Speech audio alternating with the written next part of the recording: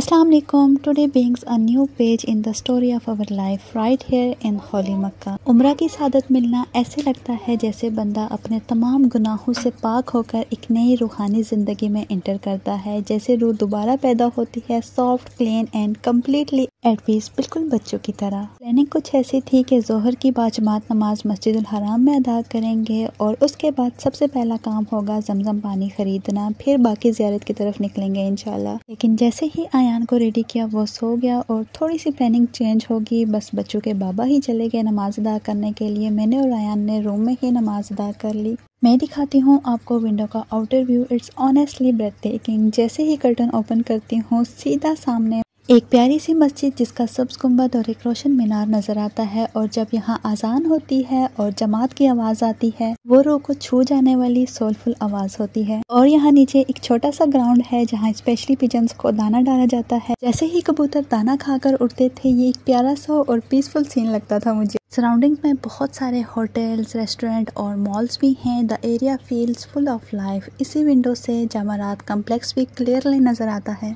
और इसी व्यू से देखते देखते हमने एक सुपर स्टोर, बिन दाऊद और एक इंटरेस्टिंग रेस्टोरेंट भी डिस्कवर किया। इंशाल्लाह उनका डिटेल व्लॉग भी आपसे अपकमिंग डेज में ज़रूर शेयर करूँगी। एहराम की पाबंदियों से नाइट 3 PM हम फ्री हुए थे। बहुत ज़्यादा फिजिकली एग्जॉशन थी, लेकिन सुबह फजर की अजान के साथ ही उठ गए थे। फजर के बाद हल्का सा ब्रेकफास्ट लिया और थोड़ी देर के लिए फिर सो गए ताकि इस स्पिरिचुअल जर्नी का नेक्स्ट फेज फ्रेश माइंड और न्यू एनर्जी के साथ तय कर सकें।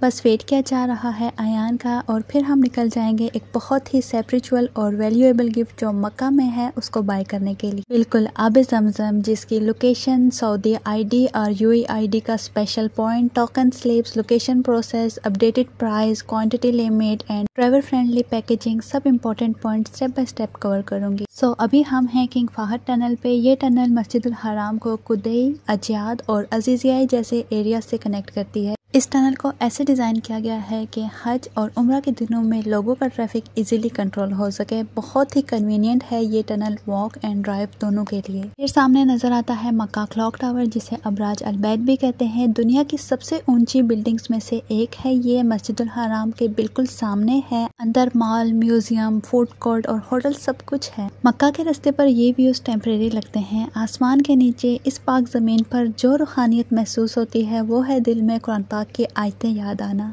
मक्का के बारे में अल्लाह ताला ने कुरान पाक में कुछ इस तरह जिक्र किया, और इस तरह हमने ये अरबी कुरान तुम पर वही के जरिए भेजा है ताकि तुम मरकजी बस्ती यानी मक्का और उसके इर्द गिर्द वालों को उस दिन से खबरदार करो जिसमें सबको जमा किया जाएगा, जिसके आने में कोई शक नहीं। एक गिरोह जन्नत में जाएगा और एक गिरोह भड़कती हुई आग में। और मक्का के ये लोग भी बस उस एक ऐसी चिंगार का इंतजार कर रहे हैं जिसमें कोई वक्फा नहीं होगा। फिर जो लोग इन मक्का वालों से कहीं ज्यादा जोर आवर थे हमने उन्हें हलाक कर दिया और उन पिछले लोगों का हाल पीछे गुजर चुका है। अब इन मक्का के मुशरिकों से पूछो, क्या ए पैगंबर तुम्हारे रब के हिस्से में तो बेटियां आई हैं और खुद इनके हिस्से में बेटे? हकीकत ये है कि सबसे पहला घर जो लोगों की इबादत के लिए बनाया गया है यकीनी तौर पर वो है जो मक्का में वाक़या है, और बनाने के वक्त ही से बरकतों वाला और दुनिया जहां के लोगों के लिए हिदायत का सामान है, जिन पर तुम्हारे रब की तरफ से निशान लगाए हुए थे। और ये बस्ती मक्का के उन जालिमों से कुछ दूर नहीं है। इसके अलावा ये लोग इस फिक्र में भी हैं कि इस सरजमीन मक्का से तुम्हारे कदम उखाड़ें ताकि तुम्हें यहाँ से निकाल बाहर करें, और अगर ऐसा हुआ तो ये भी तुम्हारे बाद ज्यादा देर यहाँ नहीं ठहर सकेंगे। इनके अलावा और बहुत सी बेशुमार आयतें हैं जिनके जरिए अल्लाह ताला ने मक्का और मक्का के लोगों के लिए बहुत सी हिदायत भेजी, जिसका हर लफ्ज, हर आयत ये साबित करती है कि नबी करीम सल्लल्लाहु अलैहि वसल्लम हक पर थे और कुरान, अल्लाह का पैगाम रोशनी बनकर दुनिया तक पहुंचा। इसीलिए मक्का का ये रास्ता सिर्फ एक सफर नहीं होता, एक याद होती है, एक रिश्ता होता है उस नूर से जो यहाँ पर चमकता था।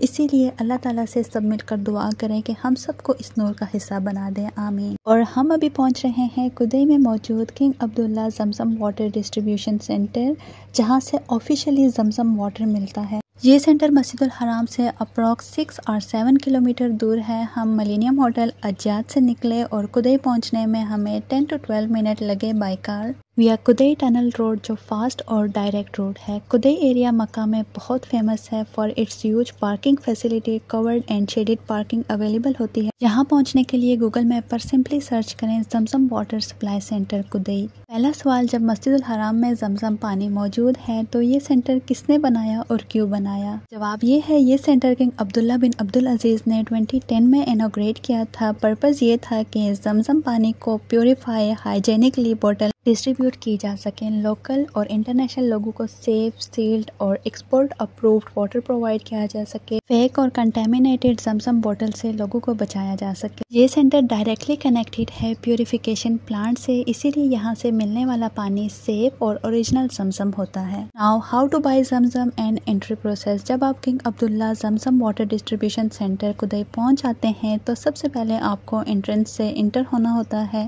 अंदर जाकर सेल्फ सर्विस टोकन मशीन पर अपना सऊदी आईडी यानी अकामा, पासपोर्ट या यूएई आईडी स्कैन करें। टोकन जनरेट होते ही आपको अपनी टर्न का वेट करना पड़ता है, बट लकीली हमें किसी भी ऐसी प्रोसेस से नहीं गुजरना पड़ा। हम डायरेक्टली काउंटर पर चले गए तो आपको डेजिग्नेटेड काउंटर पर पेमेंट करनी होती है। पेमेंट ऑप्शंस अवेलेबल होते हैं। फर्स्ट कैश यानी सऊदी रियाल और card, Visa, Mada, Mastercard accepted हैं, यानी पेमेंट आप कैश या कार्ड दोनों से कर सकते हैं। फिर आपको एक स्लिप दी जाती है जिसमें होता है ग्रुप नंबर, बार कोड और कितनी बोतलें आपको इशू हुई हैं। पर पर्सन आपको 5 लीटर की 5 बोतलें ही मिलेंगी। अगर आपके पास सऊदी अकामा है तो आपको लिमिटेड बोतल्स ही मिलेंगी, लेकिन अगर आप यूएई आईडी होल्डर हैं तो आपको 20 बोतल्स पर पर्सन इशू होंगी। ये यूएई वालों के लिए एक प्लस पॉइंट होता है। टोकन और प्राइस के बाद नेक्स्ट है कलेक्शन प्रोसेस, जिसके लिए आपको सेपरेट कलेक्शन एरिया में जाना होता है। यहाँ सिस्टम फुली ऑटोमेटेड होता है। पहले आप एक कार्ड लें जो यहाँ अवेलेबल होती हैं ताकि बोतल्स इजीली ली जा सकें। फिर अपने गिवन ग्रुप नंबर के अकॉर्डिंग उस सेक्शन में जाएं। हर ग्रुप का सेक्शन सेपरेट होता है। हमें ग्रुप 3 इशू हुआ था। यहाँ पर बार कोड स्कैनर लगे होते हैं। अपने टोकन के बार कोड को स्कैन करें। जैसे ही बार कोड स्कैन होगा ऑटोमेटिक मशीन से बोतल एक एक करके निकलती जाएगी। हमने 5 बोतल्स इशू करवाई थी तो वो 1 बाय 1 डिस्पेंस होते हैं। कोई मैनुअल हैंडलिंग नहीं होती। सिस्टम बहुत ऑर्गेनाइज्ड है यहाँ का। बस स्कैन करें और अपनी बोतल्स कलेक्ट करके ले जाए। सो इनकी prices fixed government approved prices हैं। ऑफिशियली रेट है इनका, पहले 5 लीटर बोतल का रेट था 5 रियाल, अब अपडेटेड प्राइस है 9.7 रियाल पर 5 लीटर बोतल। आप कैश या कार्ड दोनों ऑप्शन से काउंटर टॉप पर पेमेंट कर सकते हैं। सो यहाँ पर एक प्लस पॉइंट भी ऐड करती चलूँ।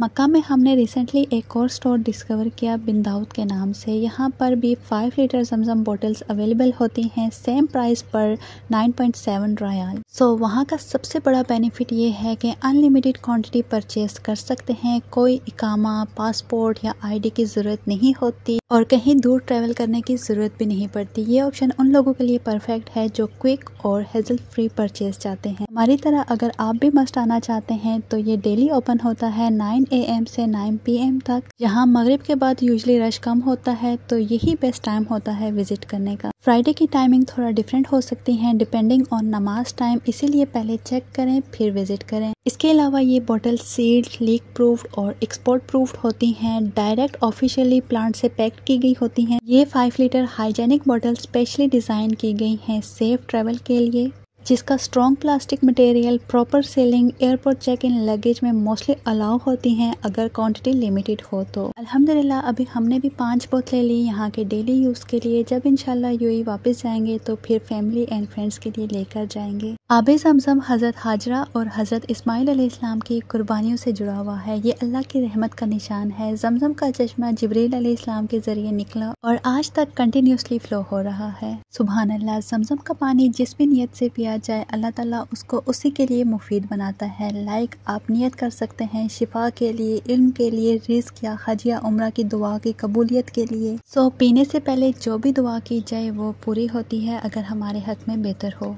1 2 3 go।